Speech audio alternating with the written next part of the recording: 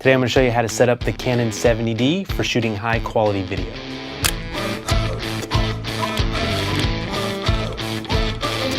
Okay, so the first thing you want to do when shooting video on the Canon 70D is to actually take the toggle switch and put it on video mode. So after you've switched your Canon 70D into video mode, the most important thing you want to do is set it to manual on the dial. So take the dial and turn it to manual.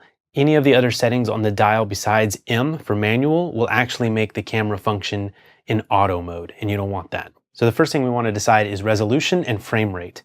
I would go ahead and go into 1920 by 1080 at 24 frames a second. However, on the Canon 70D, we want to decide between using all-eye compression and IPB compression. Now, I don't notice a lot of difference in IPB versus all-eye when it comes to the video quality, the way it looks, but you're supposed to be able to color grade and color correct a little easier with all-eye. So the decision comes down to how much space can you afford on your card. If you want the highest quality possible, you'll want to go with all-eye, and that will give you obviously less video you can fit onto one card. So that's just a decision to make for yourself. So since we're shooting at 24 frames a second, we'll use the 180-degree rule in filmmaking, and that just tells us to double our shutter speed of whatever our frame rate is. So in this case, on a Canon camera, we're going to use 1/50th of a second because it is as close to double, which would be 1/48th, as we can get, and that'll work just fine.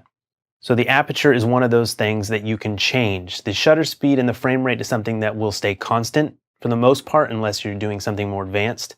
In this case, I'm actually shooting at 5.0. I have one big softbox here. So the aperture is at 5.0, and that's going to keep my entire face in focus. And you can see the background is a little out of focus. So that actually works really good for this setup. You'll have to adjust it based on your lighting conditions, whether you need it to be a higher number, which it would be darker, basically the image would be darker, or a smaller number. That would give you much more light into the camera. And another factor in that is ISO. So in this case, you're seeing me shoot at 320 ISO. I like to start at 100. Again, if I'm outside, inside, I'll start at 160, go to 320, 640. And if I can prevent going above 800, I'll stop at 800. I like to shoot no higher than 640 if possible, but these cameras do fairly well at higher ISOs, so you can go up as you need. And again, having a lens that gives you a larger aperture will help keep your ISO down. So when we actually go into the menus, there is a couple settings you'll want to adjust for getting a really high quality image. The first one is going to be auto lighting optimizer, and I go ahead and I just turn this off. It's actually disabled in manual mode by default. You can turn it back on by unchecking the disable checkbox, but I go ahead and just leave it off because we don't want the camera doing anything automatically while we're in the middle of a shot. I don't want it to adjust its settings after I've already set it up. The same goes for highlight tone priority. I set that to off as well because while it might help a little bit with the highlights, giving you a little bit more dynamic range, it'll also make more noise in the darker parts of your image. So again, I don't want the camera deciding any settings for me, so I go ahead and I turn both of those off. The Canon 70D gives you several options in white balance, and that's really good. You want to set that correctly, get it as close as possible when you shoot. I usually make a little bit of corrections when I get it in post-production, but you want to set it up for your lighting conditions the best possible. So you can do that manually with the K value. You can dial it in. Sometimes it helps to put it on auto white balance, see what it looks like, and then go over to the K value, which is Kelvins, and dial it in something close to what auto is showing you. Another great feature that the Canon 70D gives us, which is actually a pro feature, I would consider it pro, is white balance shift. So if you're in a situation where you're using lights like fluorescent lights or in a room with fluorescent lights and it is shifting green, so you have a color cast that is green, you can go into this and shift the color balance. In that case, it would be towards magenta, and you could take out that green. So if you're in a challenging environment, you can make some additional adjustments via the white balance shift. Now, hopefully you won't have to do that, but it's nice to have that kind of control.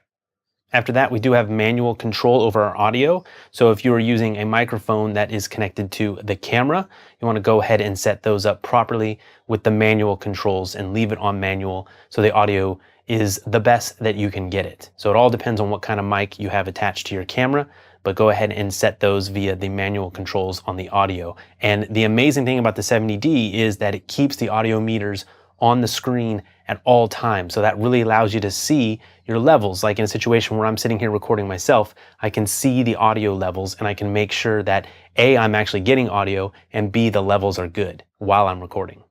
You can easily go ahead and adjust those on the touch screen as well.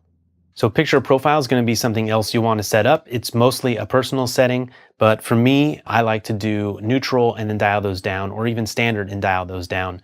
That is kind of what I call raise way, but that's my own personal way of doing it, and you can choose whatever picture profile fits the look that you're going for.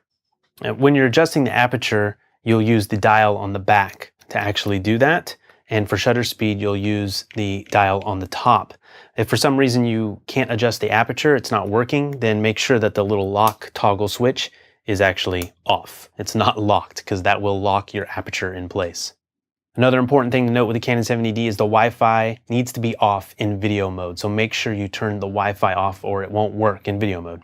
Another setting you'll want to have off is the digital zoom. The 70D does something neat, letting you zoom basically digitally 3 to 10 times. The 3 times looks okay, but you definitely want to turn that off. You can easily turn that on the quick menu on the screen, on the touch display, if that's something you need. I have shot at 3 times, it looks okay, but you're going to lose resolution. So for the highest quality, don't shoot in the digital zoom mode. And the 70D obviously adds a new awesome feature, is a touch screen. So you can use the touch screen to go through your menus. You can use the touch screen to adjust your focus. Basically, the whole camera pretty much operates off the touch screen if you want it to. Now, there are some deeper menus to go into that we have talked about in this video that aren't available via the touch screen, but for the most part, you can use the touch screen to go through all the settings that we've talked about and things you're going to want to use while you're shooting. You can easily turn off the AI servo, which is the continuous autofocus on the 70D, and you can get to all the quick functions on the touch screen itself. So those are the core menu items and settings that you're going to want to use on the 70D when you want to shoot high quality video with this thing. And again, make sure it's in manual mode. Set your frames per second. Just go with 24. You can get a little smoother motion out of 30 frames. And if you want to do slow motion, that would be 60 frames. And then you would adjust your shutter accordingly, basically just double the shutter speed and leave it there according to your frame rate. But I would go ahead and use 24 and then use 1/50th of a second, and then use your ISO, the lowest possible, and then adjust your aperture to get the correct exposure, right? So if you have to go all the way down to 2.0, realize that things are going to be more blurry, less things are going to be in focus.